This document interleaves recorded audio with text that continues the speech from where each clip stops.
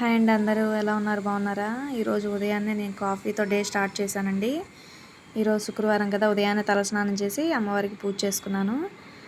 కనకదార స్తోత్రంతో ఉదయాన్నే పూజ చేసుకుంటే చాలా మంచిదండి. ఇది అమ్మవారి చేతిలో నుంచి వచ్చిన బంగారు ఉసిరికాయ. మీరు కూడా దర్శనం చేసుకోండి.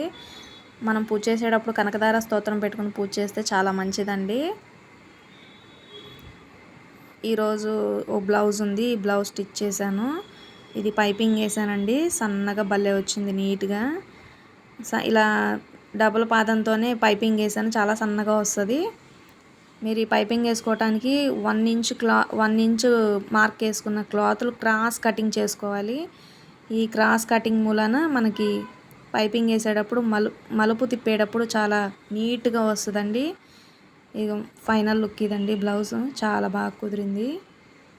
డోరీస్ పెట్టాను చూసారా. ఇది పైపింగ్ నేను డబుల్ పాదం మీద వేసినా కూడా చాలా సన్నగా వస్తుందండి పైపింగ్. చూడండి ఎంత నీట్గా వచ్చిందో.